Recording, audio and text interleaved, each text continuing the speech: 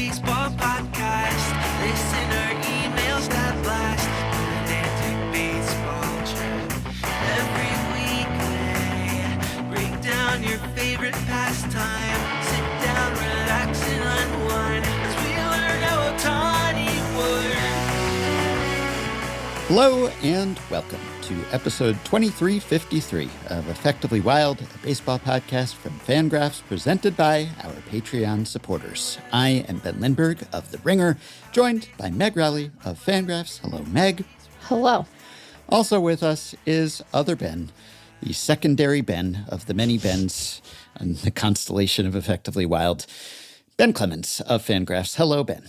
Hello, secondary. That's great. I was worried I might be tertiary. How's it going? Yeah. Well, I'm not going to give you primary. I will always be. Well, primary is out of play, so I'm playing for second is what all of us other Bens are doing, and Ben I'll Alpha. take it. Yeah, there are so many Bens in contention that being number 2 on that list, this podcast is concerned, it's pretty impressive, and you've earned it, and you have earned it through your many appearances on this podcast, but also through your labors this week with your 4th crack at the FanGraphs annual trade value series. So you have completed that labor yet again, and you have done your trade value chat at fangraphs.com, and now you do your trade value chat on Effectively Wild, though we can do a bit of banter before we get to that. But congrats on yet again rolling that stone up the hill.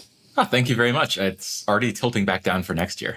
Yeah. It is, I'm very happy that I get to do this. It's pretty cool. I'm always very exhausted at the end of it. I wrote 25,000 words this week, I think I figured out. That's just a lot of words. Yep. But, I wouldn't trade it for the world.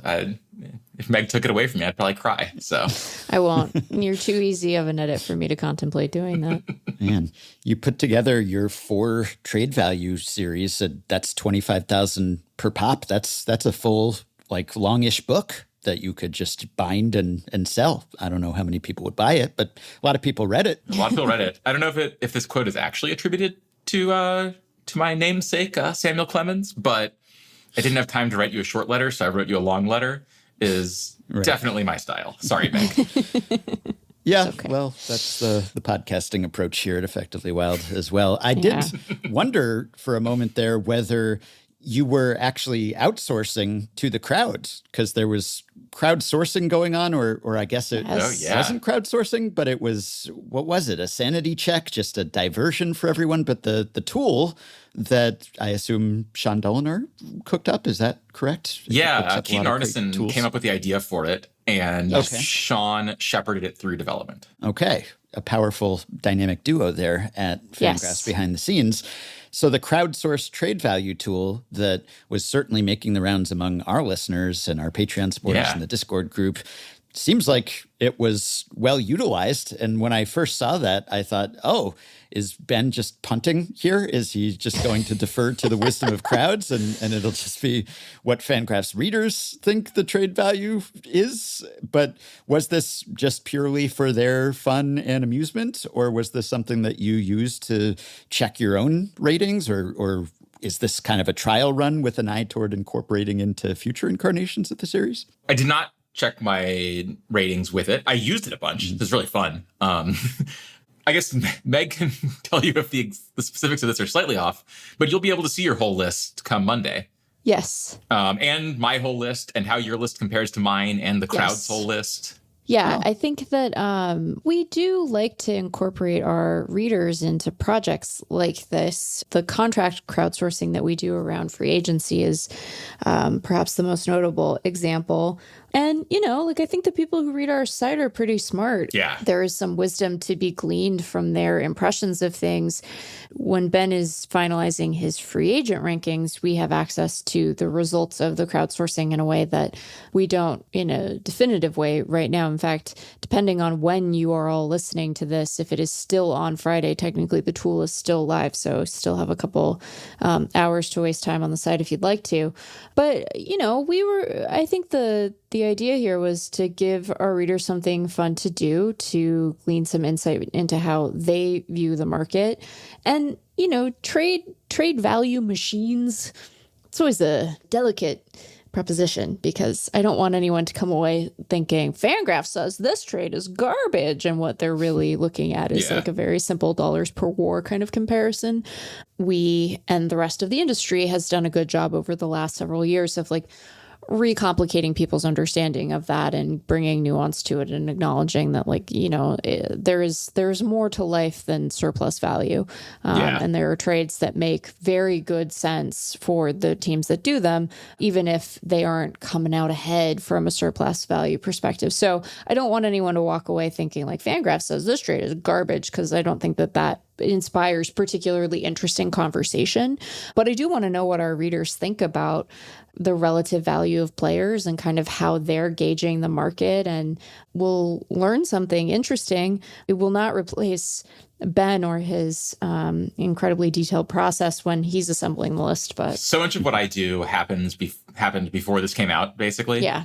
I was pretty honed in before we even released it. Maybe we'll change that next year a little. But I mean, honestly, the pitch behind this was Keaton showed me this and he was like, hey, would this be fun? And it had like, I forget who it was, but it was like Ohtani versus Judge.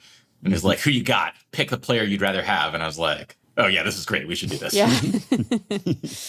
Like, you only need to look at one close decision and you're like, yeah, I'm in. Yeah, it was fun. And if anyone listening missed it and doesn't know what we're talking about, I'll link to it. But if it's inactive when you go to it, it was just sort of a head-to-head ELO rating sort of situation where you're just served matchups, and then each person does some number of matchups. And if you did, what was it, 150 to 200 was the guidance to determine your top 10. And then who knows, I'd be curious to know just the power users of this feature, how many they did. But a lot. It was... lot. It was you limited it to a certain sample of players, right? There was a certain pool of players. Yeah, it was. Yeah. So to get a little bit into the trade value series, it was basically like the people who were left on my spreadsheet. Okay. Yeah. Mm-hmm. And then we threw in a few other names that it wasn't all. There are some names on there that were never going to be on the trade value list. Right. Mm-hmm. But it was mostly just players I was considering. And maybe we can refine the universes next year. I know one thing that we have definitely talked about is some techniques that can refine your top 10 a little faster. Yeah. Because it does have a tendency to leave one guy stuck in there who you just happen to not get a lot of matchups of. That's just unavoidable with the way we do it. We've talked about some statistical techniques to smooth those over. Yeah. To be honest with you, this thing came together super fast as just me and Keaton and Sean, but mainly them, just bouncing ideas back and forth off of each other, starting in like the middle of June, and I was also on vacation for 2 weeks. Yeah. So it came together really fast. And in a very different time zone. Yeah. I talked a lot to Sean during that time because the sun never goes down. I was in Norway. And I would just be up at 1 a.m. and like it's still bright out. He is fascinated by the northern lights, or by the northern climes where the light is up 24 hours a day. You can't see the northern lights in the summer. Bummer. Yeah, I was going to say. But I was just sending him pictures of what I was doing, and then we'd talk trade value. But I think the tool will be better next year. I think it is already great. Those guys did a fantastic job. Yeah. But we love the idea of a simple tool like this that, like Meg said, doesn't get into like, well, if I project out his, war to the 7th decimal for 8 years and then compare the rate of interest on Korean bonds over that time, what I could get with an arbitrage, like we really don't want to be sticking numbers on players. That's not fun. But hey, pick between these two dudes and just keep iterating. That's more fun to me. So yeah, I think a lot of people had fun with it. Well, I look forward to seeing how it evolves and also to seeing how the crowds list stacks up to yours, which me too. To read about. Yeah, I don't know if either of you knows yet or has perused those numbers. I guess it's not completely closed yet anyway. Yeah. So too soon to say. I can't speak for Meg, but I was mostly marveling at the fact that we had like 900,000 total selections made. I'm going like, whoa. I am a little worried about what we've done for the employment prospects of our readership, but beyond that, it does seem like people had good fun with this. So yeah. Well, that was the goal, so that's good. Yes. Okay, well, we'll get more into your trade value series. I'm now mulling over the possibilities of me in a land of perpetual daylight, which would be great dangerous. for me. Dangerous. So worried about that in you. Like, that seems like you're going to be in that might enable my worst inclinations. Although maybe perpetual night might be even better for me because daylight all the time, the sunscreen I'd have to apply. Although I don't know what the UV index. So much. Ben, you will not imagine how much you can't imagine how much sunscreen we brought. Yeah, that would be an issue. They do have nice. The sunscreen outside the U.S. is pretty nice. It's better. We touched on that last time. Yeah, because Meg evidently has the hookup. She could get me the good stuff. But I didn't say that. I was just saying there is good stuff that exists, and we do not have as much access. Yeah, I'm not privy to it, but I assume the sunscreen black market is thriving. So I risked a sunscreen explosion in my checked luggage to bring some back. Oh, nice. Boy. Okay, and I got away with it. Okay. Yeah, I think counterintuitively I'd stay inside more if there were more daylight. So that actually might backfire. But let's talk a little bit about actual trades that happened. Involving people who I don't think you ranked. That would have been inconvenient. Well, maybe actually eliminating. The greatest thing that could happen if it had already run. Yeah. Right. If the piece has run, that's not my business, Ben. That's not my problem. That's whoever's writing the trade reacts problem. If it happens before it runs, then we have to do more work. But if you want to swap a guy in the back 10, you go right ahead, friends. Yeah. The year that Juan Soto got traded after he was on the trade value list was awesome. That's like the best I've ever felt about writing the thing. Yeah, because you so rarely get that kind of feedback or confirmation, which the trade value exercise, it's highly theoretical, really. Yes. The nature of it is that you never actually find out whether you were right. Yeah. Because the guys who have the most trade value typically don't get traded because they also have a lot of value to their current employer. Yes. And there are just all sorts of impediments in the way of a trade. And so you don't actually find out whether, Ben ranked them right. It's not like even Eric's prospect lists or something. He could go back years later and say, okay, how did this correlate to how these guys did or how other sources ranked them and who was closer to the mark? We can't even look retrospectively and say, oh, yep, Clemens nailed it that year because guys mostly don't get traded. It's very rare when they do. And I think there are people who say, well, what is the purpose of this exercise? What are we even debating? I mean, it's popular. It's a staple of the site. And yet it is this sort of theoretical exercise. And I guess it's just because it can be useful to work through things, even if you never know whether you had the right answer. The thought exercise, it's about the journey, not the destination. And you learn things about baseball and about yourself and your own evaluations. And so it can be instructive, even if you can never prove that you did it better than someone else. I also think that it's funny because you get a little bit of feedback from the players themselves, thankfully not like directly, to be clear. But James would DM me today. And I mean, they object to their positional power rankings placements sometimes. On occasion, that does happen. It might have been more media than players, but Yeah, but I think that we get feedback insofar as like on occasion we've had guys who have like ranked very highly and then they've like kind of been a bust the following year. And it's like, was the evaluation wrong in the moment? Did their profile change in an appreciable way? So you're always trying to do that evaluation. But you're right that we very rarely get an opportunity to be like, wow, like he really was traded like the 15th most valuable guy in baseball. Like that doesn't pop up very often. Yeah. So Ryan McMahon did not crack your list, and neither did Josh Naylor or Gregory Soto. But we can talk just the opening salvos in the week or so leading up to the trade deadline. We've had a few moves made, including Meg's Mariners making a move to get a bat.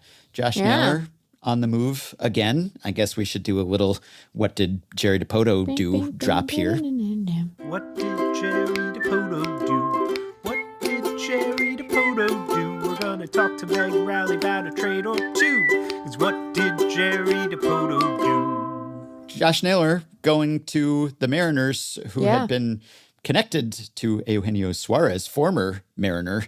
And I guess which team hasn't been connected to Eugenio Suárez? Yes. It's kind of the nature of the market. It is not a really rich market, or so it seems at least. It seems like last year where there weren't really any superstars traded, there weren't really any tippy-top prospects traded, just a lot of rentals, no 2022 Juan Soto trade in the mix, and we might be in store for more of the same this year. So Eugenio Suárez is kind of like, he's the shiny bauble that everyone wants. Not that he's a bad player. He's quite a good player, in fact. But instead of Eugenio Suárez, the Mariners went shopping for Josh Naylor. So, yes. Meg, do you think this was what the Mariners needed? Will he address what ailed them? I think he has a chance of helping to address what ailed them. Here's a fun, and by that I mean not fun, fact about the Mariners. Seattle first baseman have a 94 WRC plus on the season. Like, is that the best in 20 years? Wow, I can't believe I'm getting whacked that way. That seems aggressive, unnecessary. It's not what you want from an offense first position. Josh Naylor is a good hitter. I think that Josh Naylor is just like going to be stapled to first base in terms of his position, but that's fine. And I think that like they gave up an appropriate amount for him, right? Like Ashton Izzy and Brandon Garcia are fine prospects, and I think that they will help the Diamondbacks, but they didn't trade any of their top guys. I have heard some scuttlebutt about the asking price for Eugenio Suárez, and it is quite a bit higher than Josh Naylor's, at least from what I've heard through the grapevine. So I think that they managed to improve without giving up too much. And so I like that for them, I really do. I don't know if I've been frequently doing it, but I've written a lot about first base as a like market-wide, like league-wide position. And I feel like my takeaway has generally been that these guys that are like 10 to 20% above average offensively don't really move the needle, and so you can get them for fairly low cost and prospect stuff. So like, good, you should.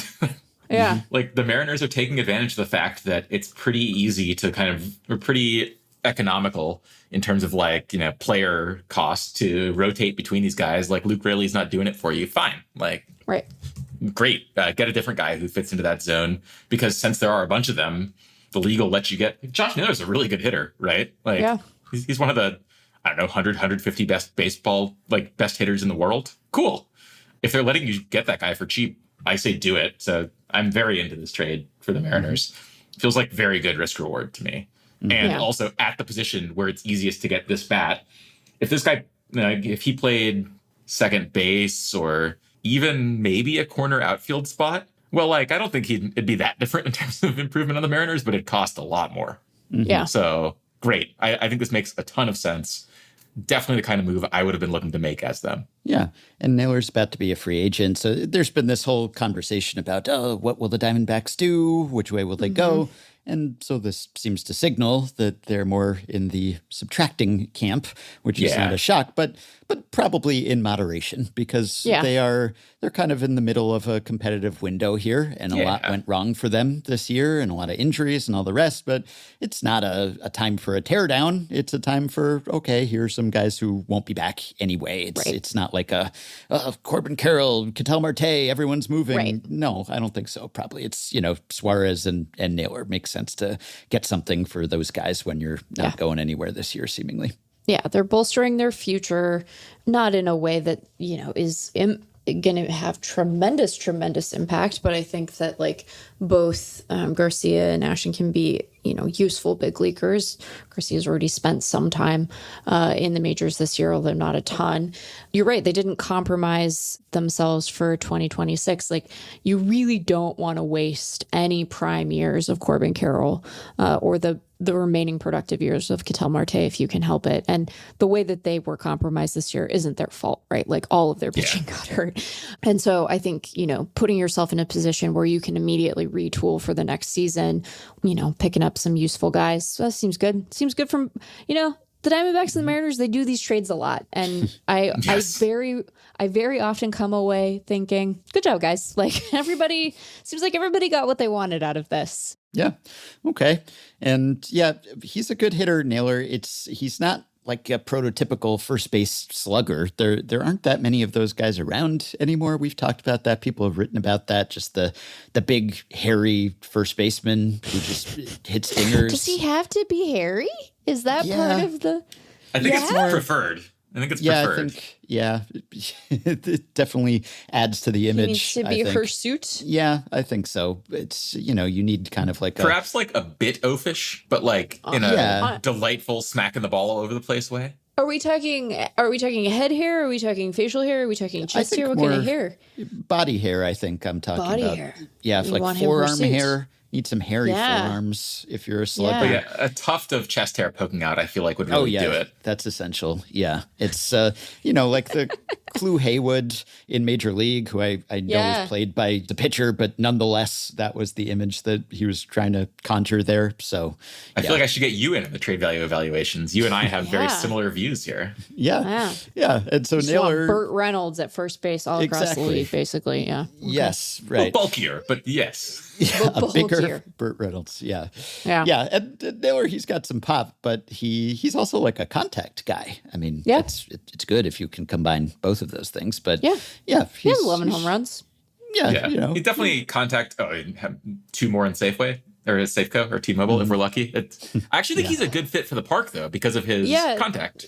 Mm-hmm. Yeah, if you look at his like expected home run stuff, he doesn't actually take as big of a hit at T-Mobile as you might expect him to. Yeah, but and I do feel like his style of hitting, which is like get rid of the strikeouts, like spray the ball around, is probably better suited there. It's hard. It's just hard to hit there, but it's so hard to hit there. I mean, Naylor he's kind of got something for everybody, right? He doesn't strike out much. He's not a big power hitter, but surely the old school types would like him more.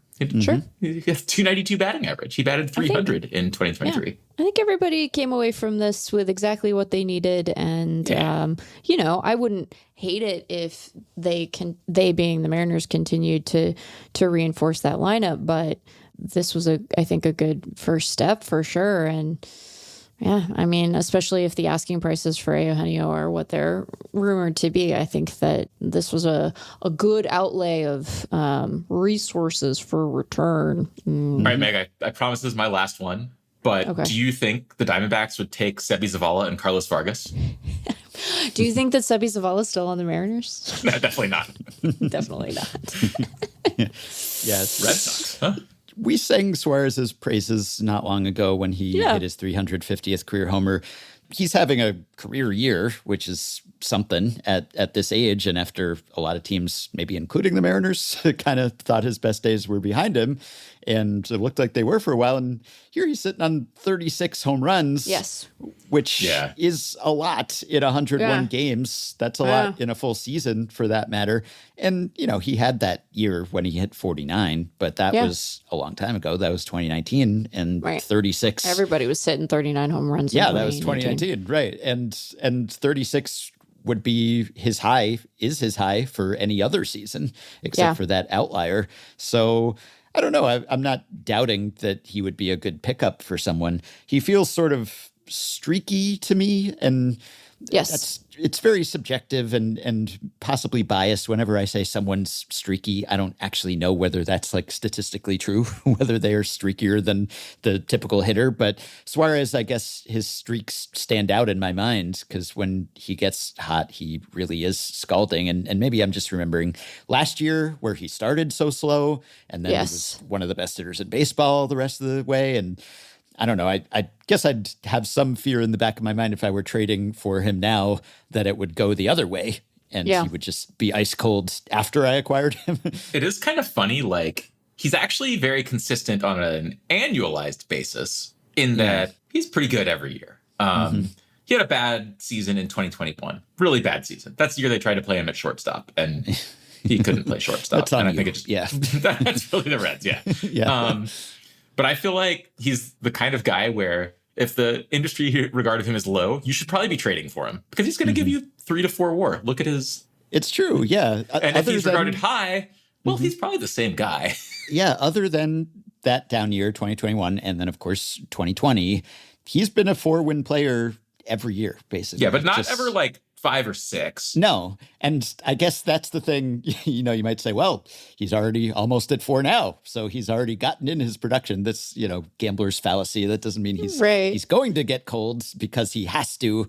The universe has declared that he has to be a 4-win player, and thus he has only 0.8 WAR left to accrue in the rest of the season. But I don't know. He has been so extraordinarily consistent on an annual basis. You're right that some part of me, you got to figure you're not going to get the best of his play this season, that the Diamondbacks probably got the best of Eugenio Suárez in 2025. But you're acquiring him for what he's projected to do, which, according to the FanGraphs depth charts, still pretty good. Yeah, 117 WRC plus, another WAR or so, and you'll take that. But again, if that's the guy that there's a feeding frenzy for at this deadline, then it's a little light, yeah. Yeah, it's a little light.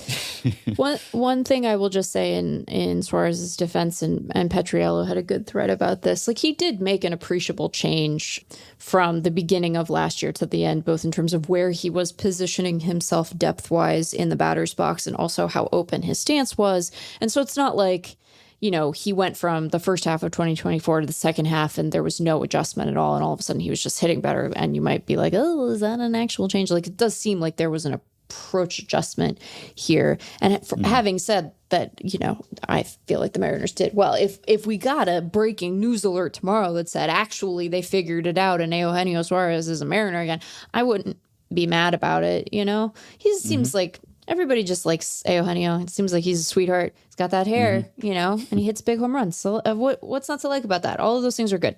Did he move forward in the batter's box?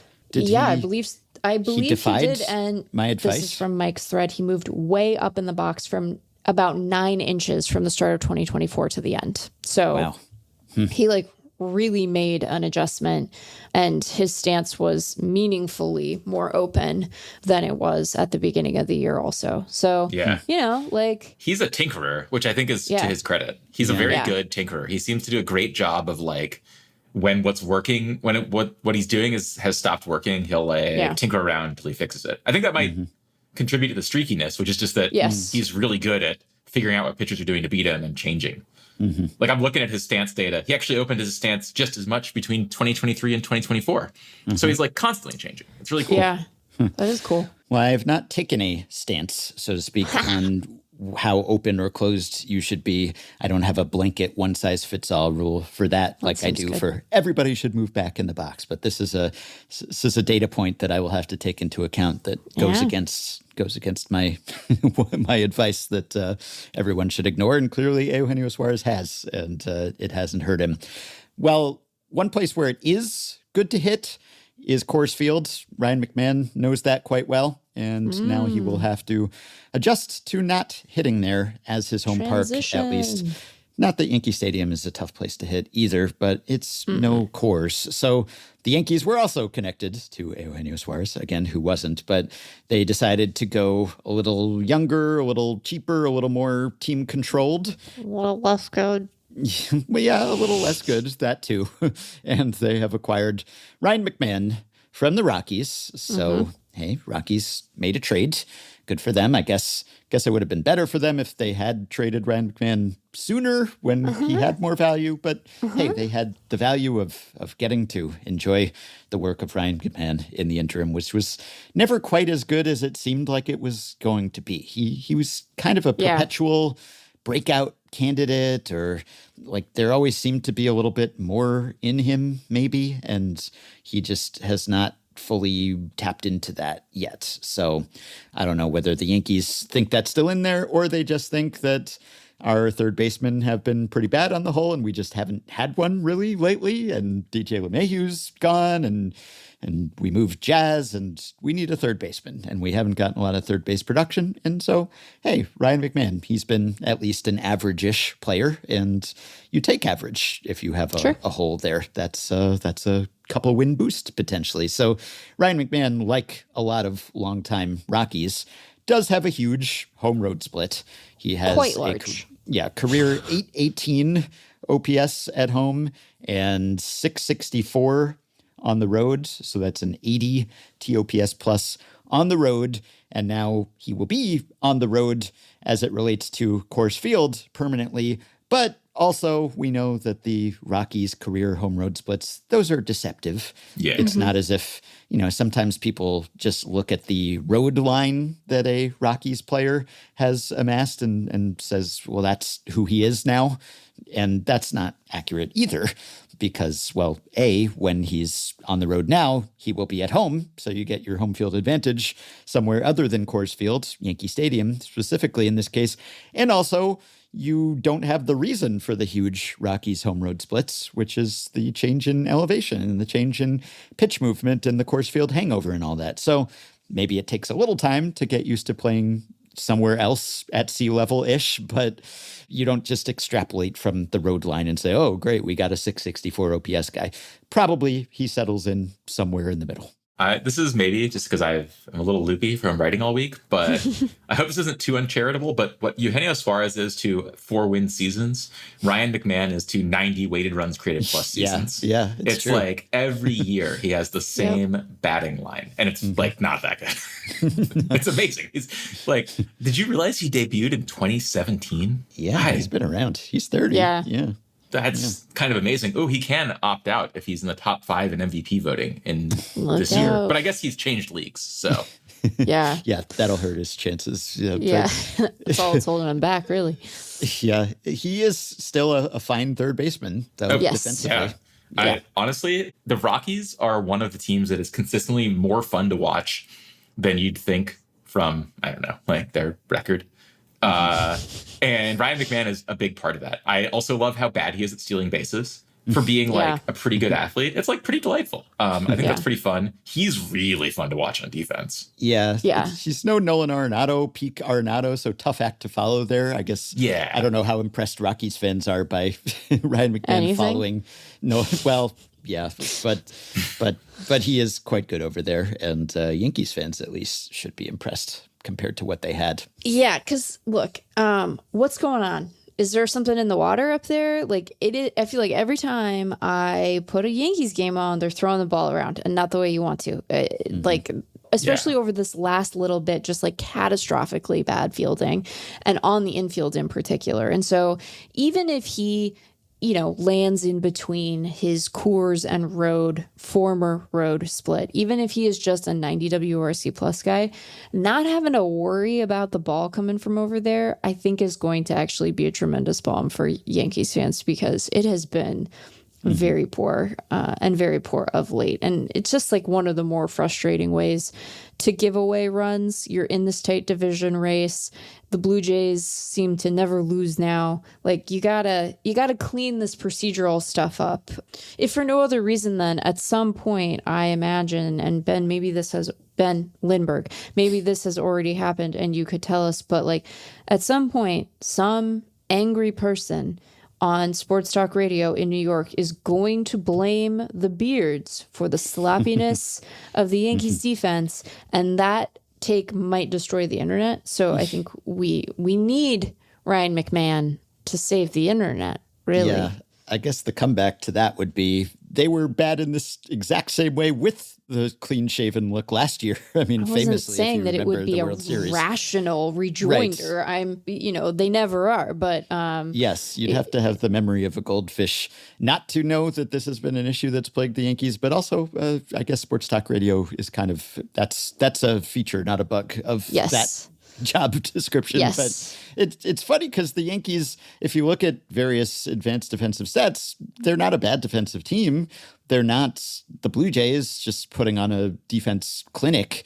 It's Fred McGriff over there doing the defensive drills in Toronto. But it's just they do make a fair number of errors, and it's just fundamental mistakes, I guess. Yes. They can be quite frustrating when they do prove costly.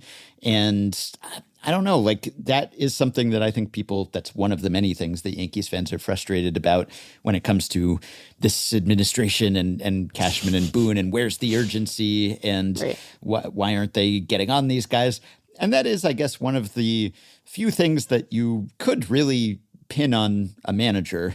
Hopefully Davey Martinez not listening here, because I know it's never the coach's fault, but this does seem like one case where, like, if this persists over a period of years And sure, there's an opportunity cost if you're going to do defensive drills to make sure you're hitting the cutoff man or whatever it is, then maybe you're wearing guys down and the grind gets to you, or you're not working on something else instead. But it is something that not only frustrates fans, but can cost you games on the margins, at least. It's probably disproportionate in terms of how mad it makes people.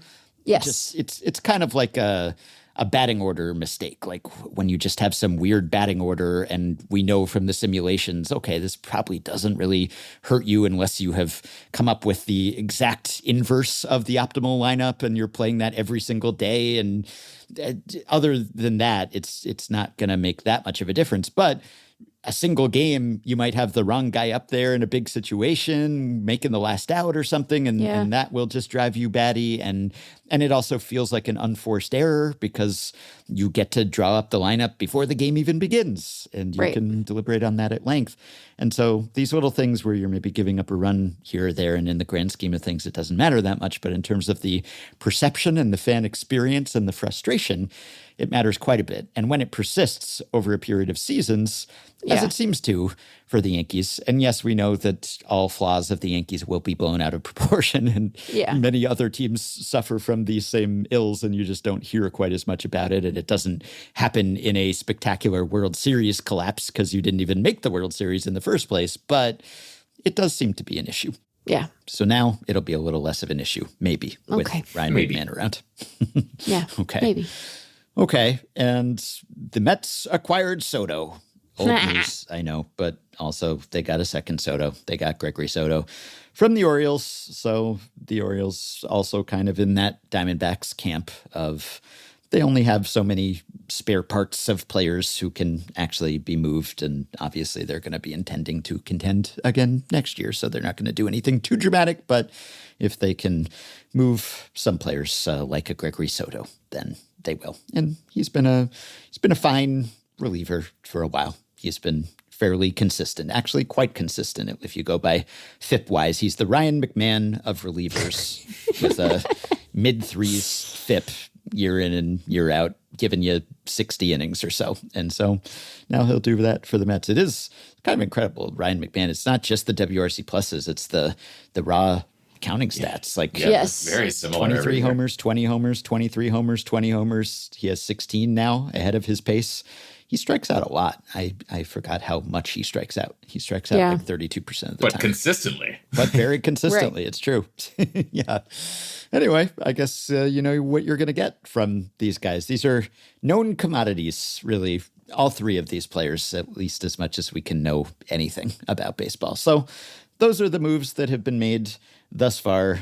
Next week, we're probably going to front load our podding, do a couple pods early to sort of stay out of the way of the anticipated flurry of moves coming around Thursday, which is the actual deadline. And then we will reconvene on Friday for a post-deadline discussion. So if those guys are known commodities, then the opposite of that is Spencer Jones, who was not moved in this Ryan McMahon trade and may not be moved in any other move that the Yankees might make, though I guess that's always a possibility. But I am officially fascinated by Spencer Jones now. One of the prospects who has caught my eye, and it's caught a lot of people's eye. It helps that he plays for the Yankees. Also helps that he's huge. He is 6'7", 240. And it is highly amusing to me that the Yankees have another Judge-sized outfielder just raring to go at AAA now. How do they keep finding these guys? And well, they stick out. I guess it's not hard to find them. And I'm workshopping my tight 10 on this episode. Apparently, sorry.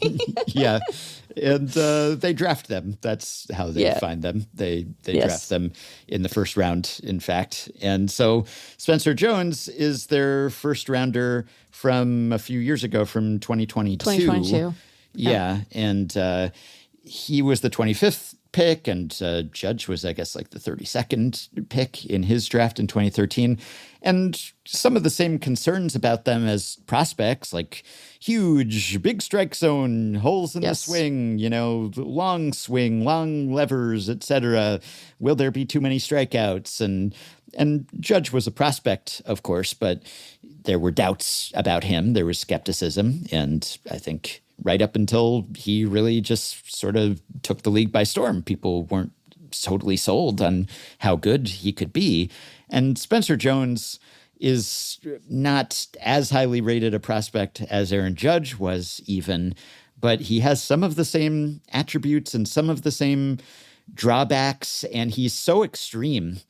He's got some Gallo in him, really, just in terms of he's older than Joey Gallo was as a prospect, which isn't good, doesn't bode well for Spencer Jones. He's 24 already.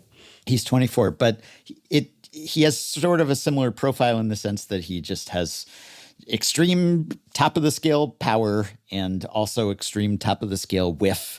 And how are those things going to balance? And will one completely counteract and eat into the other? Or will it work for a while, as it did for quite some time for Joey Gallo, who was a good hitter and a good player until he became a Yankee, more or less. But Spencer Jones, he was a highly rated prospect 2 springs ago. He made top 100 lists, but then he fell off them entirely, really, this spring, because he struck out almost 37% of the time in Double-A last year. Yeah. And, not particularly young for the level. And that's concerning, obviously. And so this year, he starts out really raking in Double-A, but you're not going to make that much of that because it was, his 3rd shot at that level and, 24. So he hits about as well as you can hit there. He has a 186 WRC plus at Double-A.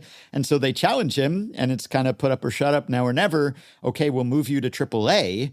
Well, now he's played only 18 games in Triple-A, but he's hit 10 home runs. Yeah. He's hitting 387, 449, 853 in AAA. That's a 224 WRC plus. So 67 games in the minors now, almost 300 plate appearances. You're actually missing his 19th game where he hit 3 home runs. Wait, does that not even? Did I not refresh the page? Okay, I had the page open this morning. I didn't realize. Yeah, he's hitting 400. 400, 457, 950 for 247 WRC plus. Oh my goodness! So he 13 homers and 94 PAs. That is wild. Yeah, I think he hit 3 home runs this past weekend, and that was a good weekend. And then he was like, what if I compress that into one game? And he did that. So 247 WRC plus in AAA now. So he has a 206 WRC plus on the season. He has been the best hitter in the minor leagues. And that's how good Aaron Judge is hitting against major league pitchers. Almost exactly. Yeah, it's perfect, really wild. Perfect. Aaron Judge is really good. Aaron Judge has slumped all the way down to a 211 WRC plus. Just sort of sad to see him falling on such hard times. But almost the same productivity. And, they're the same height. They're not the same build.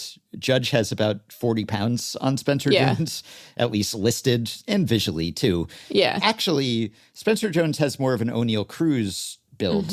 In fact, he has exactly the same listed dimensions. Exactly the comp I was going to put on him. That's exactly the comp I was going to put on him. 6'7", 240. And it works not just physically, but also in terms of his game, probably. So, because the thing about Spencer Jones, if you look him up on Prospect Savant, so it's like a sea of red on the percentiles with most of all of the contact quality and exit speed stuff. It's like 97th, 98th, 99th percentile and everything. He's a 95.3 average exit velocity. And yet he also has like single digit percentiles when it comes to like whiffs and swing strike rate, or 12th percentile in zone contact rate, 18% in chase rate. It's just extremes on both ends. And so if you look at his average exit velocity, 95.3, and his zone contact rate, which is 75.5, there is only one hitter who exceeds those marks, or who's more extreme than each of those marks in the majors. So O'Neal Cruz is the only major league hitter who has a higher average exit speed than Spencer Jones. And Rafael Devers is the only major league hitter qualified who has a lower zone contact rate. And Rafael Devers is a very good hitter, so that might not sound disconcerting, but that was one of the reasons people said, oh, maybe not a bad idea for the Red Sox to trade him if he's suddenly getting beaten on pitches in the strike zone. Yeah, actually, and it's his career low zone contact. Yeah, that too. Yeah, big dip. Yeah, and he's worst in that category. Another Rocky, Michael Toglia, is second worst in that category. And Michael Tolia's strikeout rate, by the way, it's bad. Yeah, it's 38.4%, so higher than Spencer Jones's was in the minors last year. At least Tolia's doing it in the majors. Anyway, that's another Rockies digression. So basically, he hits the ball harder than just about any big leaguer, but also misses the ball in the strike zone just about more than any big leaguer. So how will those things work, I wonder? Eric had him as a 45 plus future value guy in January. Yeah. And I messaged Eric to ask whether his valuation has changed lately. And he said he's revisiting the Yankees and Blue Jays lists currently. And so he will make that determination. And he said, he expects that even if his peak turns out to be pretty good, that he will be volatile, maybe because of this combination of skills and deficiencies. But yeah, I'm just fascinated. And, he plays mostly center field. He's played some corners. Baseball Prospectus has him about an average defender in the minors, so maybe he's kind of Judgian in that he can hold his own in center, but perhaps is better suited for a corner long-term where you tend to see large people like that. But yeah, I'm waiting with bated breath to see when he arrives and how he arrives and is this guy good? So I mean, at his age, don't they need to give him a shot in the majors if they can find a way to? Like, pretty much, yeah. I really want to see it. I have absolutely no clue, especially because, the AAA majors gap seems wider and all. Yeah. I mean, it could be anything, but I want to find out.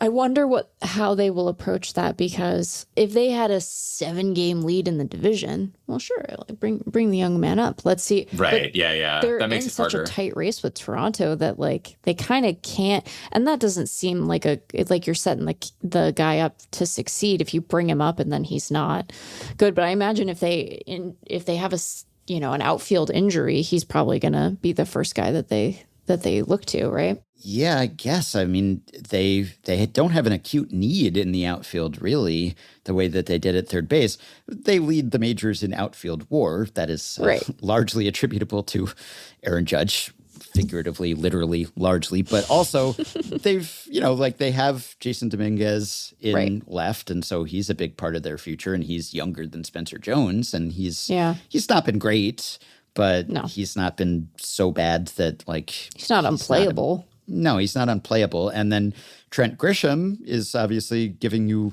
a good glove in center and a way better bat than you were banking on, probably. I know he started hot and then he got cold, but overall he's been really good. And then they have Bellinger who can float around. And so it's not like they've needed to call up Spencer Jones, but I guess it is sort of a sink or swim situation, and they pushed him to AAA, and he has not sunk. That is certainly the case. So you just gotta keep advancing him, I guess, and see what happens when he faces big league pitching. Dan just did his update of the preseason Zips Top 100, and Spencer Jones was on that, and Dan noted that, or the tables that he provided in that piece showed that Spencer Jones has raised his 5-year WAR forecast, unsurprisingly, I guess, more than any other player who was on that preseason Top 100, except for Jacob Wilson and Jet Williams of the Mets. And Dan wrote, I poo-pooed the idea of the Yankees getting a lot in return for Spencer Jones at the deadline, but looking at the translations and the projections, I might be guilty of being short-sighted. He's 24, not 28 after all, and he's absolutely eviscerating minor league pitching. It's getting harder to dismiss the idea of him being a real masher in the majors. Dan missed a short-sighted play on words that he could have done there, but that's okay. It's tired anyway. And so I wonder whether we will see that sometime soon and what will happen. Because I wrote a piece for Grantland about Joey Gallo way back when, and I called him the most interesting man in the minors. He was to me, at least, just like, can this work? This singular prospect profile. And so now the same fascination has been transferred over to Spencer Jones. I want to see it. Yep. I couldn't agree more. Yeah. Okay. Well, we can talk about your trade value then, and oh yeah, the ostensible purpose for your appearance on this podcast. I did note another thing that Dan pointed out in FanGraphs Slack, and I asked him if I could mention it here, and he said yes. And also he said that it was prompted by an observation someone made in his chat this week at FanGraphs. Lack of rookie production. Rookies have been bad this year. Not good. No. And Ben, you just alluded to a larger AAA to majors gap, which I've doubted. And I wrote something this spring to that effect. And I feel like it's largely a product of the fact that you just have very different offensive environments for various reasons in AAA and the majors. And so AAA is just a higher offense level these days. And so when a prospect goes from AAA to the majors, where it's kind of at a low ebb, at least in some offensive stats, I think people don't do the mental adjustment to say, okay, well, even if he continues to produce as well relative to the league, his stats are going to, there's going to be a superficial subtraction there just because he's going to a place where it's harder for everyone to hit, or it's just not as rich an offensive environment. So that's kind of been my position, but I guess it's not helping bolster that position that rookies have just not been good this year. You didn't have a rookie on your trade value ranking, right? Roman Anthony. Oh, you had Roman Anthony. Okay, yes. You didn't have Jacob Wilson. Did you have Jacob Wilson? I thought you didn't. Yeah, he's at the very tail end. Ah, okay. Yeah. I thought you would snap both Jacob Mizurowski. You did have Miz? Okay, somehow I feel like I Control-F'd Jacob, didn't see anything. It was like, wow, no Jacobs, but evidently I didn't do that very well. So you had 3 rookies on your list. I was like, we definitely had. So yeah, Miz was 35, Wilson was 48. Yeah. And Drake Baldwin. Oh, 49. Drake Baldwin. All right. Man, we're just falling down on ourselves here. Yeah. I don't know what the typical number of rookies to be on the trade value list is, so I'm not sure whether certainly not wildly out of line. Yeah. Okay. Yeah, but what is wildly out of line is the league-wide rookie production. So rookies, batters plus pitchers thus far, at least going by the rookie designation on the FanGraphs leaderboards, have produced 29.3 WAR. They're on pace for 46.2 collectively, which would be the least in any season since 2004. More than 20 years, 2004 rookies produced 39 WAR. And just to give people a sense, generally it's at least double this. It's like between 80 WAR and 120 WAR. So to be at 29 at this point, on pace for 46, that is a very weak showing by the rookies as a group. And I don't know what to make of that or whether we should make anything of that, but it's just not a spectacular field. And I guess that's kind of come up in Rookie of the Year conversations too, where it's just like, well, Jacob Wilson, I guess, though he's sort of slumped and Ooh, yeah, big time slumped, and Nick Kurtz is coming on, and then you look in the NL list, and it's just like a bunch of Brewers basically, and Drake Baldwin. And Drake Baldwin. Yeah, it's no one's having like a true spectacular outlier. I know that The Miz has gotten a ton of attention, obviously, but in terms of like overall value, and he arrived fairly late too. And also he's like getting pulled from starts after 60 pitches for no apparent reason. So that's just how pitcher development works these days, or doesn't work, as is often the case. Anyway, do you think this signifies anything that rookies have been bad? I don't. I think it's just ebb and flow. Like, what if Jackson Merrill debuted this year instead?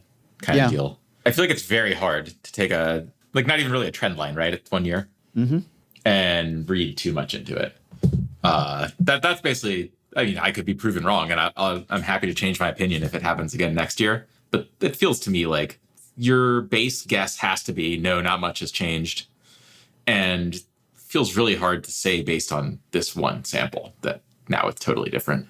You know, and part of it too is like, we would all agree that Ruben Anthony is a very good player, and he's played in 37 games. Some of it is that like some of these guys didn't come up right away. I don't know. I think it's going to be fine. I wasn't surprised if for no other reason than like outside of Anthony, when you looked at the way that like top 100s were distributed this spring, it felt like there was, there were close to the majors guys to be sure, but among those close to the majors guys, other than Anthony, I don't think anyone was like, oh my God, this is like the consensus best guy. I mean, people needed Christian Campbell to work out, basically. Right. And that isn't to say that there aren't talented players here, but like we weren't going to see Sebastian Walcott this year, right? Like he wasn't even 19 when we, right. Like the fact that we haven't seen like Samuel Basayo is like kind of weird, but and then you had guys get hurt like you always do. And so I think when you have some amount of a weaker class or a class where the best guys are a little bit further away, other than Anthony, it doesn't help that Roki Sasaki wasn't good, right? Like, yeah. I don't know that I'm concerned yet. We'll see what the next year brings. There's still talented guys down there, but I think that it's worth monitoring because like there's been this assumption that we'll just make the minors smaller and, that'll be fine because we'll have all of these mature college guys that end up floating to the top of every draft class and they'll be ready to go. And maybe that's true, but maybe you also have a bunch of guys who like don't have as much time to marinate in an actual pro system. And I don't know. We'll just have to see. I'm curious what the answer is going to be on that. Yeah. One thing I haven't checked is how much of this is playing time and how much of it is underperformance. So I don't know whether it's just that there have been fewer rookies or whether the rookies have actually been bad.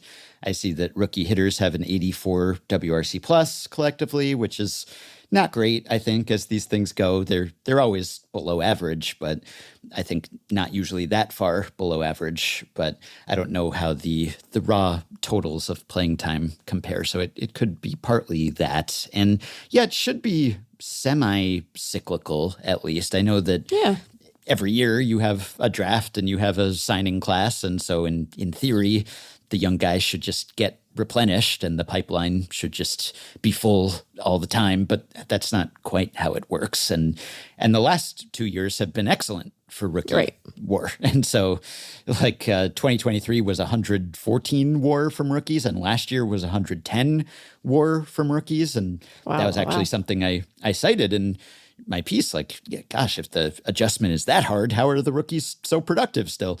But maybe it is partly that. It's just that a bunch of guys happened to arrive the last couple seasons and establish themselves. And so there was just a slightly thinner crop this year, potentially. And I think, the 2024 top 10 was like bonkers.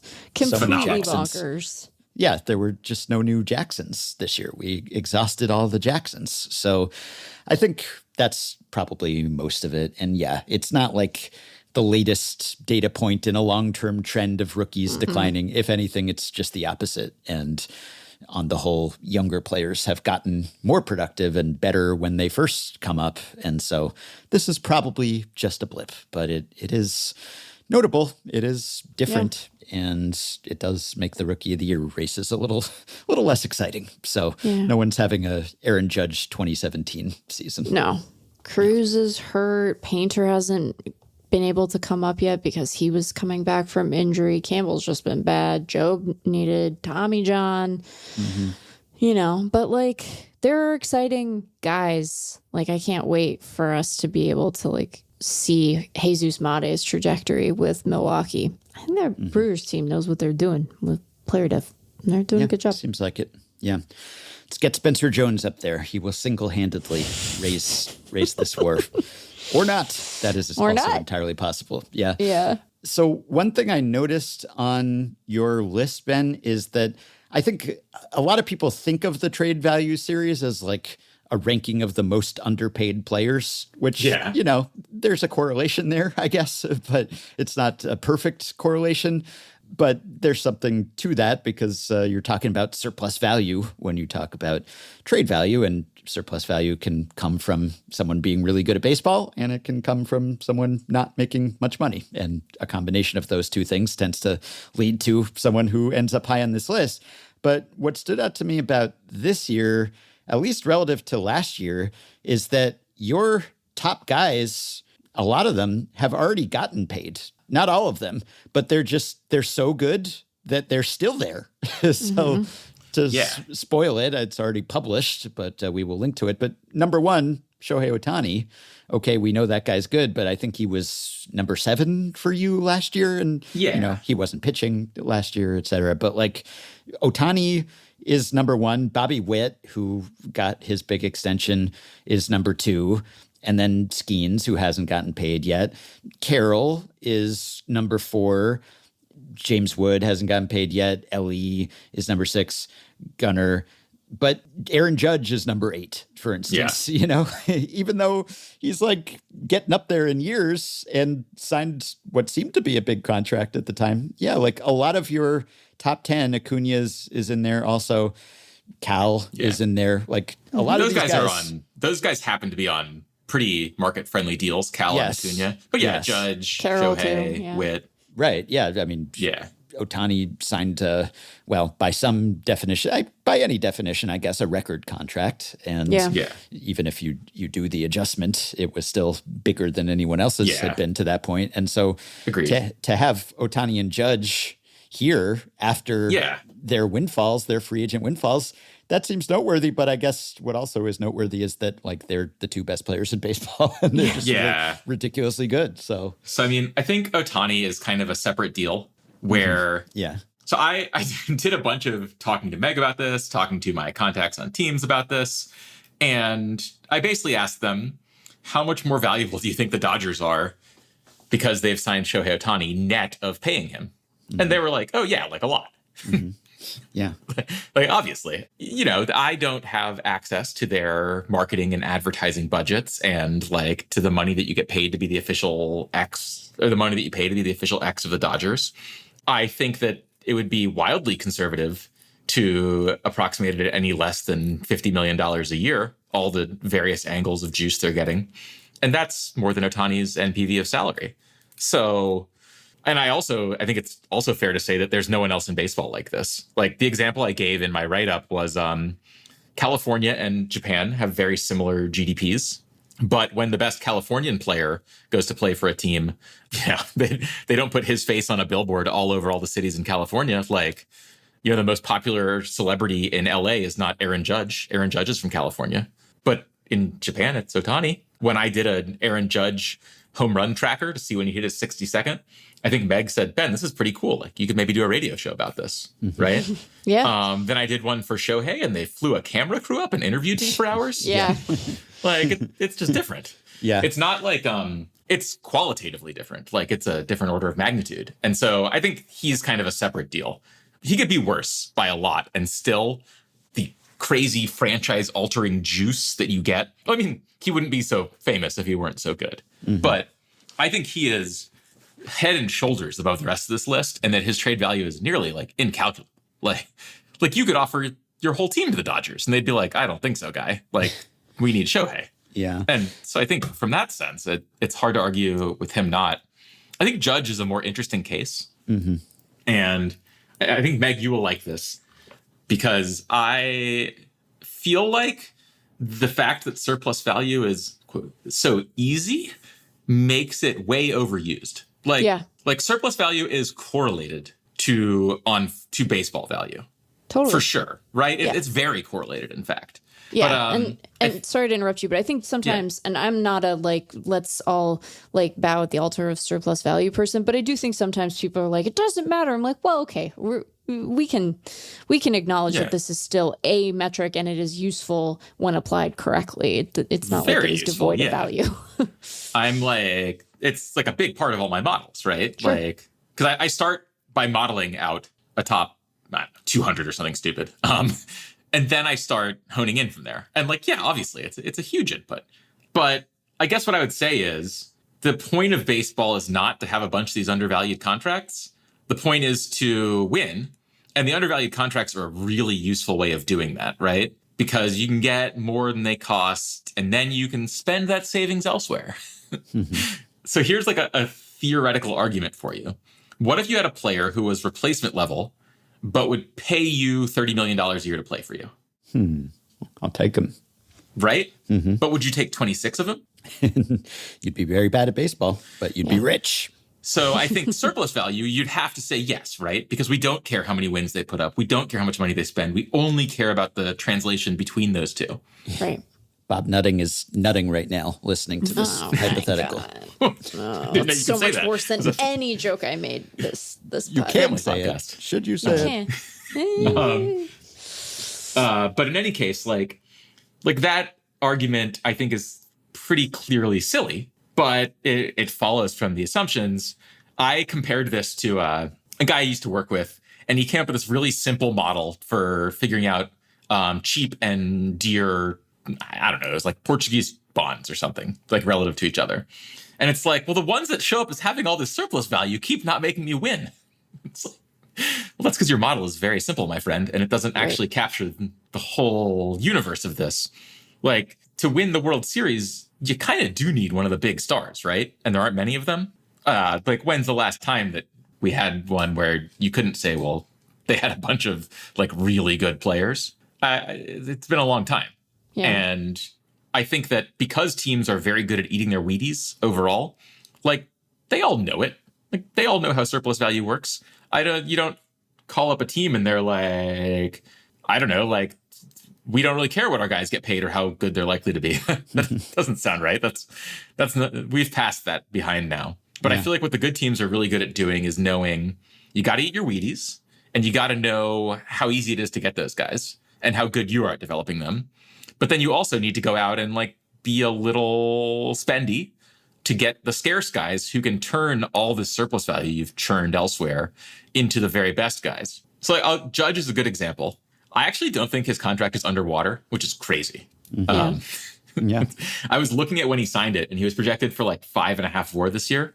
Just like, man, I remember thinking, that's a lot. It's like half what he's going to end up double with. That, yeah. Yeah. To my model, his contract is actually like a bit above water, which is wild. He's old and getting paid a lot of money for a long time. But also, come on, like, Aaron Judge makes your team so much better, and he doesn't break you financially doing that. And it's going to be great, and you're going to be a lot more likely to win. And it's a lot easier to win when you have guys like that. I think that it's pretty clear from just from looking at actual trades in the market that teams know this. So every time you have a trade where there's like a player with a notable concentration of WAR on one side, if you put that in a surplus value model, a boring linear surplus value model, it would definitely be like the star is overrated every time. And yet teams keep doing these. So, look, maybe these teams are just stupid and never learning. But that doesn't seem that likely to me. They're run by pretty smart people, and even the smart teams do this stuff. Right. That suggests to me that, like, using this simplification of the world is not completely explaining the way to run a team. And honestly, if you didn't know what surplus value was, and I told you, hey, all you need to know to run a baseball team is that if you pay someone less than their worth, that's all that matters, you'd be like, wait, really? That doesn't sound right. Don't you need to know, like, way more stuff about baseball? And you'd be like, no, I've got this one model. It's perfect. Yeah. Like, clearly a lot more goes into it. Yeah. I think that's basically the point that I'm trying to get across is, like, this is a very useful simplification of baseball. It is not enough. Like, if it were enough, then you could play the 26 replacement level millionaires paying you and win. But you can't. And so once you acknowledge that, you got to actually think about how to put the best team on the field given your constraints. And really your objective is, like, wins, playoff odds, that kind of stuff, not money. Money is a useful lever to get there, but it's not the only one. Yeah. Judge could have been more famous and popular in California if Arson Judge had been headed to San Francisco, but that was not the case. But this is, I guess, the classic example of, in what corner of the multiverse will Aaron Judge actually get traded by the Yankees? Yeah, right. Can we even come up with a scenario where Aaron Judge could conceivably be traded?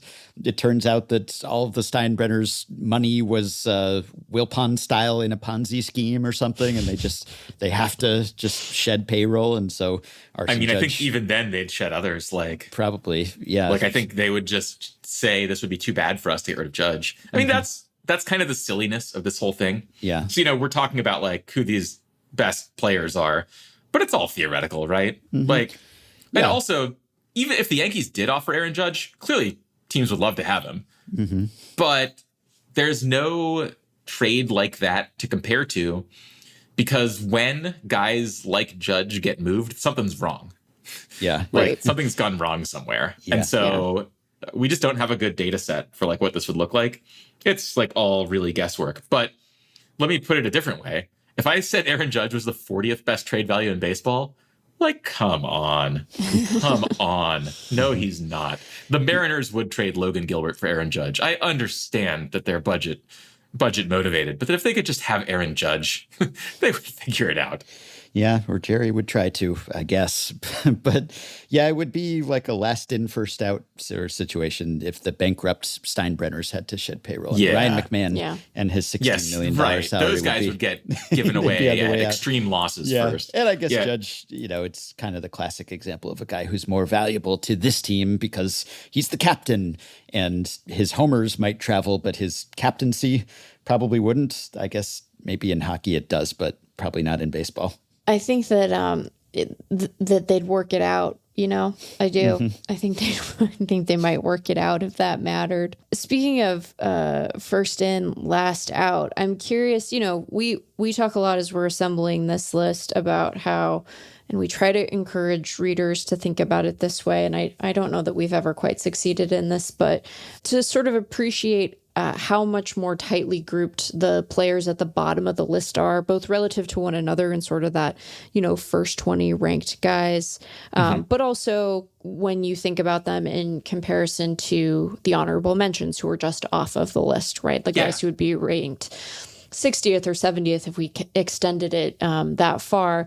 And so I actually want to ask you about the guys who didn't make the list this year, and if there's anyone in particular from that honorable mention population who strikes you as sort of most likely to kind of make you regret not ranking them next year, I guess. Yeah. I actually have an easy number one for you and like a fun story with it. And so Nick Kurtz is number one. And Ben, this will relate back to me talking about how cold Jacob Wilson is. So I sat down.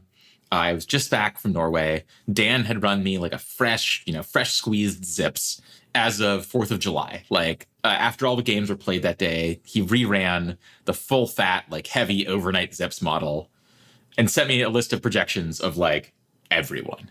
I don't know, hundreds of players. And Nick Kurtz had 116 WRC plus in the majors. Pretty impressive. And Jacob Wilson had 136 WRC plus in the major leagues. Outrageous. Like, man. Shortstop. How can he do it? He's a slap hitter. But maybe he is. It's been, months and he's doing it. So cool. I start making up the list. Zips loves Jacob Wilson, by the way. Yeah. And so I'm like messing with this, putting in new data every day. And between, July 5th, when I ran these numbers that were based on current major league stats, and I don't know, July 19th or whatever, when I was like, oh, the list is pretty good. Well, I guess we'll just go to now. In that intervening time, Jacob Wilson has a negative 13 WRC plus, which has dropped his from 136 to 119. Wow. So when I compiled the initial list based on the most recent data about each player, Jacob Wilson I was like, I don't really believe it. Because I don't know, it doesn't seem right to me, but it's happening. And in that same time frame, July 5th to present, Nick Kurtz has a 314 WRC plus, which has raised his on the season from 116 boring to 161 amazing. Yeah. And so I was like, I'd be updating the list, but the projections are old, right? Like Dan's not running this heavy model for me every day. Updating the list, like going through it, trying to feeding in the new performance to change people's stats, but it never changes much in one day. And I'd be like, man, I was watching the A's last night. Nick Kurtz hit a few doubles. I checked the next day. It's like, I was watching the A's last night and he had like a double and a homer in that game. was watching the A's that night, and I think he walked 3 times. You just keep like looking at this, and it's like, man, this guy is having a really good season. And he's having a really good few weeks, and he kept clicking up the list. And then I should have had him over Wilson, I think, basically. But it's really hard when you've got the old, the not that old, 1 week old forecasts that now look crazy because it's a third of this guy's major league performance. It's easier to do with Misiorowski, where you're like, all right, well, I watched him pitch and he looks like the greatest pitcher in baseball. So, okay. Whereas it's a lot harder with a hitter. It's like, I don't know, every time Nick Kurtz swings, I think he could strike out or hit a home run. It's just like very large and, swings out of his shoes. So it's very hard to watch like a single outcome with a hitter and change your opinion much. It's much easier to watch it with a pitcher. And I think that made me a little lower on Kurtz than I should have been. Like if I had just woken up the Sunday before this list came out and been like, panic. Yeah. Like, got to write the whole thing. Kurtz definitely would have been on it. You got anchored to your past perception or the past projections, at least. Yeah. It's really funny. I've talked with Dan a little bit about like getting multiple points of time forecasts to try to de-anchor. And like, I even did that this year. But the problem is that the anchoring, like the things just keep changing. Yeah. They play almost every day is the thing about baseball. They play almost every day. Yeah. So if you don't know that much about him yet, things can change really quickly. Chase Burns, I feel like could easily make me look silly just because he's a super touted pitching prospect who had like a incredible minor league performance and then has been all over the place in the majors. Good kind of process stats, really bad outcome stats. I'm not going to feel like he made me look bad because, what was I going to do? Like, he wasn't going to go much higher than like, this is a young player who might be amazing next year. I guess Jackson Holliday could make me look silly. I feel like I have a really tough time pegging where Jackson Holliday should go on things like these.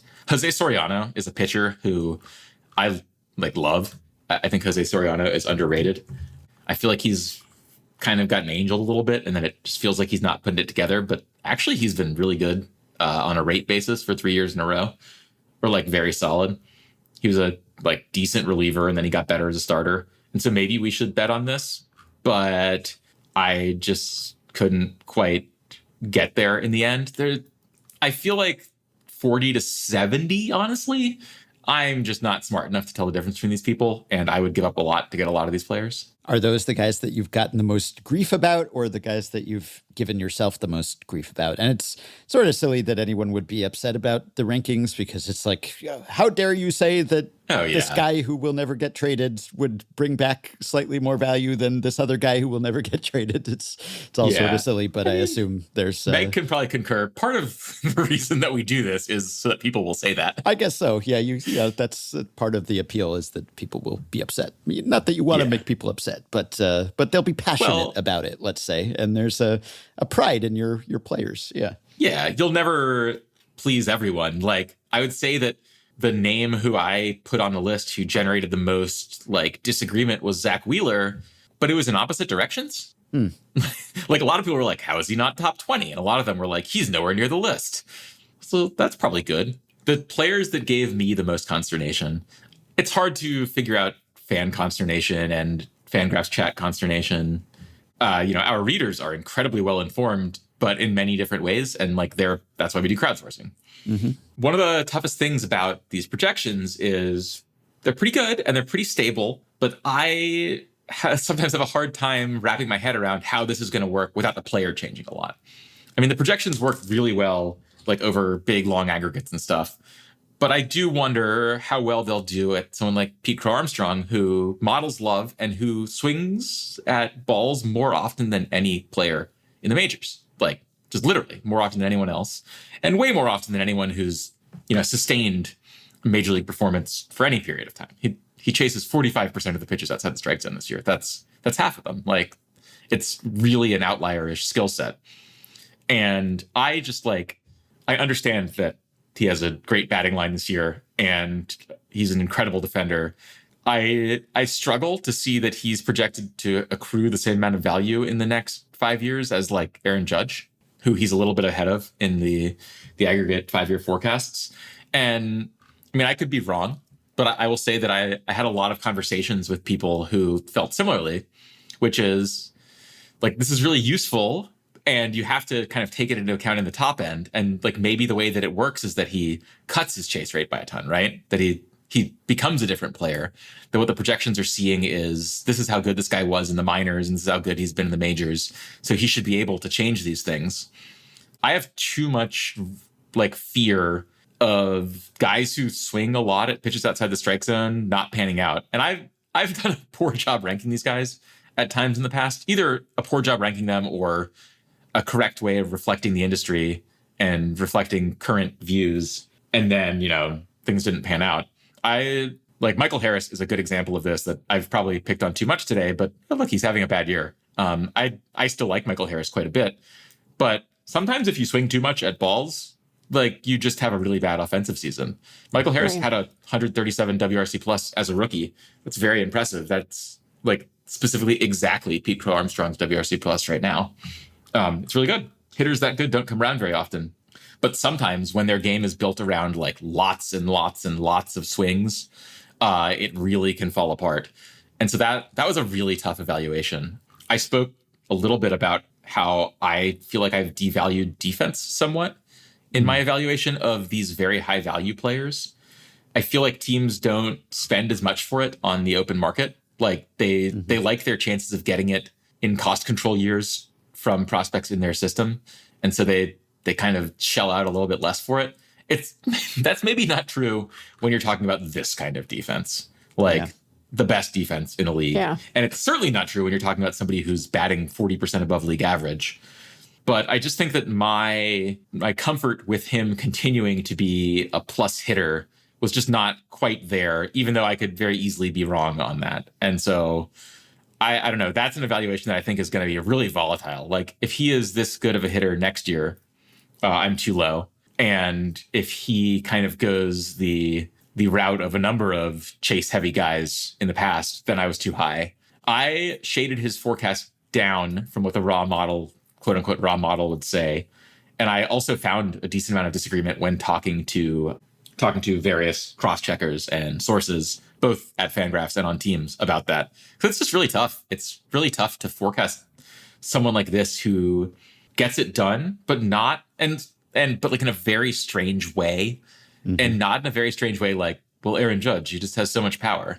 Right. Yeah. Right. Like it's a strange way. It's like, well, Pete Crow Armstrong, he swings so much at pitches outside the strike zone. Wait a second. I mean, he has an incredible, like kind of Paradisian pull the ball in the air kind of skill, which is really interesting. You don't see that a lot for guys who are so unchoosy in their swings. He's a very fascinating player, but one that one place where I differ a lot from major league executives. Like there's a lot of ones like I don't have as good data sets and I don't spend as long time looking at this and I'm not as smart, or I'm certainly not as baseball smart. But one place where I differ, I think a good amount, is I'll take more risk. I'm willing to be like a lot more, like bet on upside more, buy out of the money call options kind of deal, like try to hope for something really outlierish happening. This doesn't feel like that to me for whatever reason. Like I can't quite tell you why that is, but I love kind of betting on the LA De La Cruzes and James Woods of the world. And for whatever reason, I have not been able to wrap my head around Pete Crow Armstrong being that. Like I said, I may be very wrong on that, but this is a place where I don't even feel like it's risk aversion. It's just like the pattern sticks out to me so much as a person who does a lot of pattern matching. And I go, well, this doesn't really fit. Maybe it'll work, but I need to see it longer. Yeah. Speaking of Spencer Jones, which we already did, but yeah. One other thing I meant to say about the high-priced players placing so high is that in baseball, we know that you don't get paid what you deserve, quote unquote, per WAR if you're just the best player in baseball, because if you did, then you'd be getting $100 million per year, right? And, right. That doesn't happen. And so if you're Aaron Judge and you're this good, then you're by definition pretty underpaid, even as a highly paid player. And obviously you're projecting in decline over the long term, and you look at his age and everything. And so when he signed the contract, they were banking on, yes, okay, he'll be underpaid for the first few years, and then he'll be overpaid, quote unquote, for the rest of the years, and it'll more or less even out, as it often does. But he has defied any kind of aging curve thus far. And so he's just like the front-loaded part is just lasting a lot longer than anyone figured it would, and has been even better than anyone thought it would. And so he is highly paid, but also underpaid. And he's been so good that now you can forecast the decline and still just like shrug at $40 million because like he could be a lot worse than this and still be worth every penny of that. So yeah, Meg made me change the wording of this to a better one, but I had talked about trading for a random star. Yeah. And what I really mean is like one of an assortment of players who reach free agency at star level and may or may not still be stars. A good example is that like if you were to sign Trevor Story right now, you'd be like, oh, well, he hasn't really played as well as we thought he would when he signed his contract. So like, presumably that should change your estimation. Like, I don't think that often you'll have a guy like I don't know, say Max Fried sign a contract in February. And then like in June, everyone's like, man, he's really valuable. Why didn't we see that?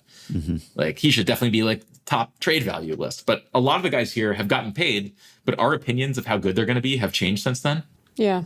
Like Bobby Witt signed a very competitive market rate kind of contract that's going to pay him, pretty solidly over the next 5 years, 2026 to 2030, before he has a chance of an opt-out, $27 million a year. Well, he signed that contract before he had a 10-win season. Right. And the estimates of his skill have changed massively since then. Mm-hmm. Same deal with Judge. Like, we've gone way out of what we thought Judge was going to do with his contract. Like we were talking about earlier, he's going to hit double his projected 2025 war. And that was from like one of the highest projections in the game. Mm-hmm. Cal Raleigh, signed a kind of what felt like a team discount kind of extension, buying out some years, and then turned into like Babe Ruth for 3 months. You need something to change your opinion of these guys after they sign the market contract, I feel like, for them to really fit in here all that well. But it definitely happens. Like, our estimation of players is changing all the time. And plenty of guys who sign free agent contracts then do not do as well as we anticipated. And plenty do better. I mean, one thing that makes all of this quite challenging is, like, we're never going to know. And we'll especially never know with these players. Like you said, it's theoretical. I feel like it makes a lot of sense. But, that's me, and that's what I convince the people I talk to on teams of. And we'll never...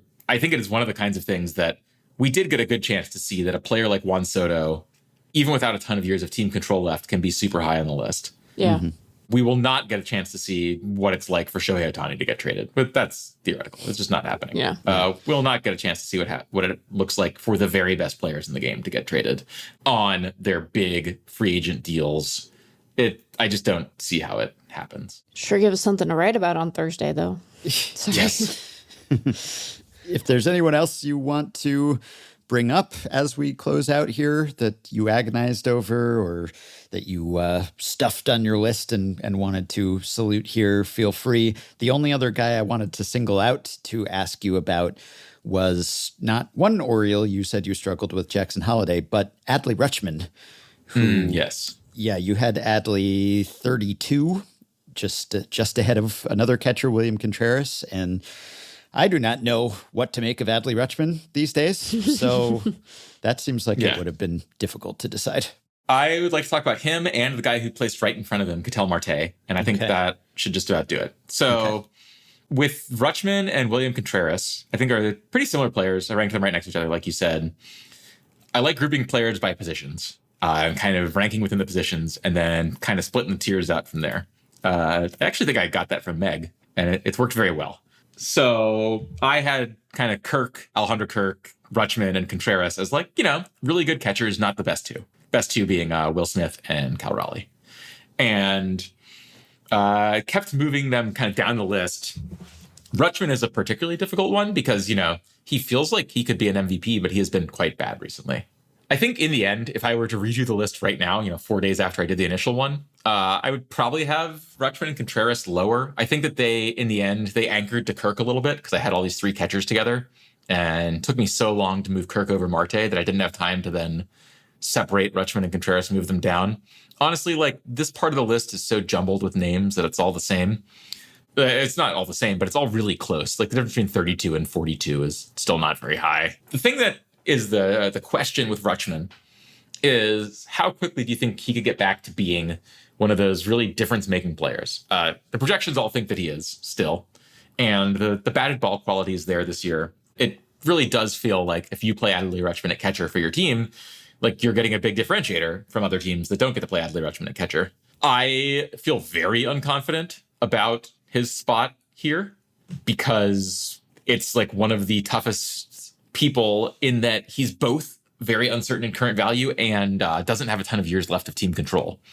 So that makes it very tricky in that, like, you're going to find out really quickly whether Adley Rutschman is like a top 5 catcher in baseball who is a big steal, or if he's just like the 15th best catcher in baseball. Well, like, time's going to run out real fast and he'll be off the list next year. Mm-hmm. And honestly, he's probably heading off the list unless he has a great season just because of the tyranny of declining years of team control. Yeah. But yeah, I think that was a really tough one. And if you told me that he goes 15 spots lower, I'd say maybe, because those guys are close. But one thing I do feel confident about is that he's not going to go 10 spots higher because of a test that I came up with during doing all this, which is, would you rather have this guy or Ketel Marte? And that test came up because I had Ketel Marte listed in the same group as Corey Seager and Francisco Lindor when I asked, I don't know, a guy who I think is pretty good at this. And I said, what do you think of this? And he was like, would you really rather have Corey Seager, who's like, going to make twice as much money than Ketel Marte, who is the same player? And I was like, oh, yeah, maybe not. Ketel Marte is pretty good. And so then I was like, okay, so I need to move him up. And then I looked at the next guy ahead of this and I was like, oh, I don't know. Like, this is a nice player. I think it was Brian Wu, maybe. It's like, he's awesome. Like, he's going to be like a 3-win dude for like the next 4 years and he's not going to make that much. And it's like, yeah, but so is Ketel Marte. Yeah. And also, like, Ketel Marte is like going to be a 6-win player this year, and he's making $17 million a year, which is like really low in the grand scheme of things. And so I kept just being like, well, I couldn't take this guy over Ketel Marte. Right. And so it became like a really good pivot point, which is like, there is this one guy who right now is playing at a down ballot MVP level. Like, I don't think he's an MVP. It's really tough. There's some really good players, but at down ballot MVP level, he's like in the back end of his prime right now. He's 31. He'll be around for a while. He's not making too much money. Like, he's making an amount of money that every team could easily pay and continue fielding their roster with. It's really hard to convince yourself that a player is better than Ketel Marte unless they are like a star, unless there's something really standout about them. Maybe they're around for forever, for like a crazy good deal, and are above average. Alejandro Kirk in the end got over that line for me because he's going to be around for forever. He's the 6th best catcher in baseball since he's come up. He's got a pretty high floor. He's been good at catching every year since he's been up. The deal's really good. It's $12 million a year for a long time.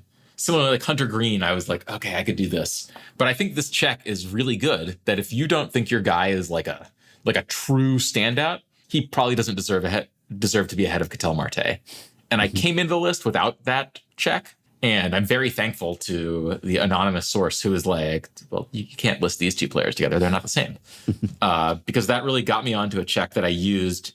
And I'd basically say everyone outside of 31, which is where I had Marte, and even some of the injury players above that, who I was like, I don't know where to put these guys. I'd feel okay if you moved them around the list a lot. But if you put those guys very far ahead of Ketel Marte, I'd be like, you got to think about this. I don't think you're being objective. Look at this guy's results and try to build the list again, please. You're going to have to go into the Diamondbacks clubhouse and be like, do you understand how important you were to one of the most important exercises that FanGraphs does the entire year? He's going to be like, what are you talking about? Well, it's because you're so good, you see. Yeah. It's because you're excellent. You could call it the Martaste test. Oh, boy. How does that work? Wow. That's so much worse than anything I've ever come up with. I am shocked. I am a bad influence on you, Ben. I don't know. I was thinking because Bill James had the Keltner test, or the Keltner list. It was like to determine Hall of Fame worthiness based on Ken Keltner. And so I was thinking then you could have the Ketel test. But then I thought, no, I can do better or worse. Maybe both at the same time. Maybe both. But you did well, as always, in this exercise. And your trade value to FanGraphs is high. So thank you very much for doing it yet again and for talking to us today. Yeah, absolutely. Thank you for having me on. So I can talk. I would talk a lot about this. So I love getting a chance to do it. You just did. That's not a hypothetical, even if the list itself is. That's real. Well, amusingly, all of the praise of Nick Kurtz in this episode came before Friday night, when Kurtz had one of the best offensive games of all time. 6 for 6 with 4 homers, a double, and a single. If you are scoring at home, that's 19 total bases, which ties Sean Green for the most ever. Scored 6 runs, drove in 8. Even AAA Spencer Jones wishes he could have a game like that. So Ben probably ruining the respective rankings of Nick Kurtz and Jacob Wilson even more than before. And hey, that's one way to get that rookie WAR production up. Nick Kurtz adding 0.7 WAR to that total, all by his lonesome, in a single day. I know a lot of people call Nick Kurtz Big Amish because he's from Amish country in Pennsylvania. I like calling him the Colonel, Colonel Kurtz. One way or another, heck of a game. I remember one of Meg's preseason predictions being that Nick Kurtz would outwar Travis Bazzana, looking like a good call. So we salute Nick Kurtz, and we salute those of you who have supported the podcast on Patreon, which of course you can do by going to patreon.com/effectivelywild, as have the following 5 listeners who have already signed up and pledged some monthly or yearly amount to help keep the podcast going, help us stay ad-free, and get themselves access to some perks. Tom Myers, David Vero Gorbitz, MZ, Jake Glatz, and Quinn Sternberg. Thanks to all of you. Patreon perks include access to the Effectively Wild Discord group for patrons only, monthly bonus episodes, one of which we will be recording this weekend, prioritized email answers, playoff live streams, discounts on merch and ad-free FanGraphs memberships, and so much more. Check out all the offerings at patreon.com/effectivelywild. If you are a Patreon supporter, you can message us through the Patreon site.